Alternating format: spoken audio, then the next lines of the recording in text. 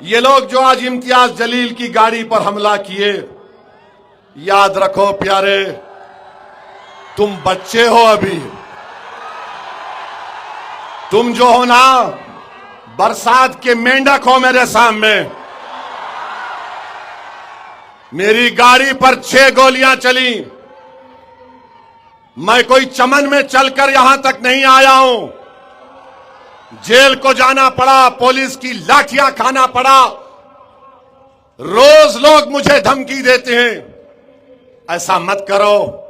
तुम मारना चाहते, मैं जानता हूं।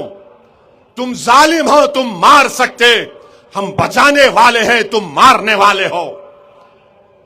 तुम सिर्फ शर पैदा कर सकते हो, तुम सिर्फ इंतशार पैदा कर सकते हो।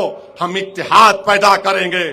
तुम मिल्लत की दीवारों को मिटाने का और गिराने का काम कर सकते हो। हम मिल्लत और कौम की दीवारों को किले की दीवारों की तरह मजबूत करके छोड़ेंगे।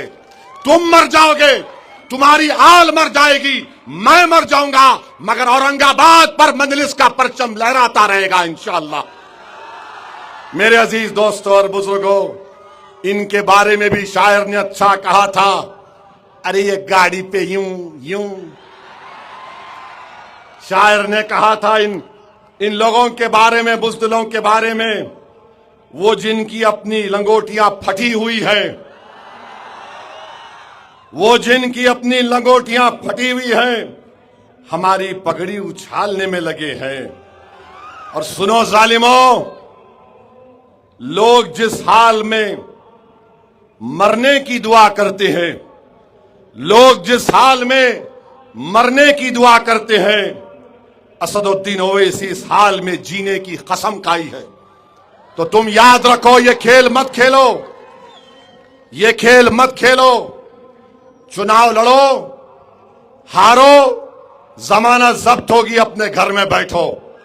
अगर तुम ये खेल खेलना चाह रहे, बाबू ये T20 तुम शुरू मत करो, महंगा पड़ेगा।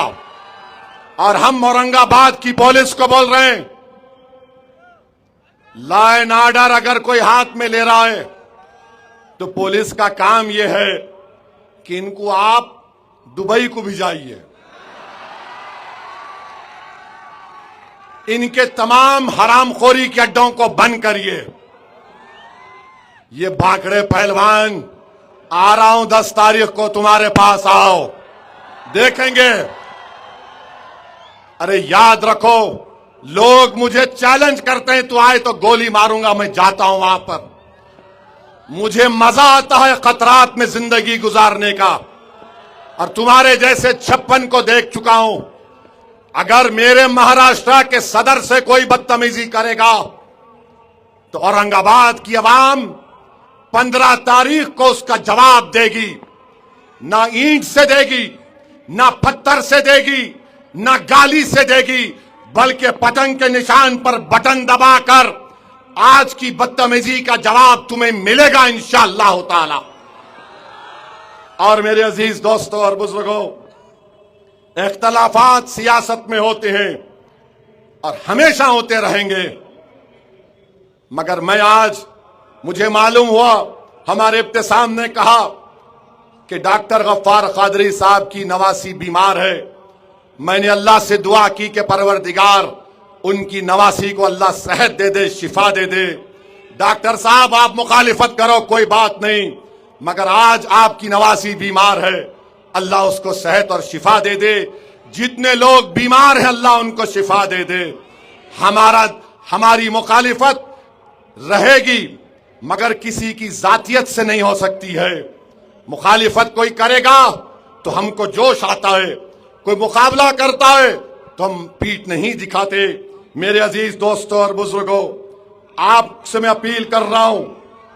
दोस्तों, आप तमाम लोग जानते हैं, हमने आपको एक खबर बताई थी कि किस तरीके से आज ये खबर सामने आई कि ऑल इंडिया मजलिस इत्तेहादुल मुस्लिमीन के पूर्व सांसद, जो कि औरंगाबाद से सांसद थे, इम्तियाज़ जलील, महाराष्ट्र के वो अध्यक्ष भी हैं, उनके ऊपर हमला किया गया। जी हाँ, आपको बता दें, बीएमसी का महाराष्ट्र में चुनाव होना है, कॉरपोरेशन के चुनाव के दरमियान ये एक बड़ी घटना सामने आई। एक पार्टी के अध्यक्ष के ऊपर इस तरह से हमले की कोशिश की गई, जो काफ़ी अफसोसजनक है। इस पूरे मामले पर असदुद्दीन ओवैसी ने एक सभा में जम करके दहाड़ लगाई। वो आज जब औरंगाबाद में थे, उस दरमियान उन्होंने उन लोगों को चेतावनी दी और प्रशासन से भी ये कहा कि ऐसे लोगों के ऊपर सख्त कार्रवाई करने की ज़रूरत है। असदुद्दीन ओवैसी ने बताया कि किस तरीके से उनके ऊपर भी प्रशासन ने कई बार जो है उनके ऊपर भी कई बार जो है वो हमले के प्रयास किए गए, 6 गोलियां चलाई गई, लेकिन इसके बावजूद ज़िंदगी और मौत का मालिक यकीनन अल्लाह है और उसने मुझे बचाया और मैं इस मजलिस की लड़ाई लड़ रहा हूँ। उन्होंने साफ तौर पर उन तमाम लोगों को चेतावनी दी और ये भी कहा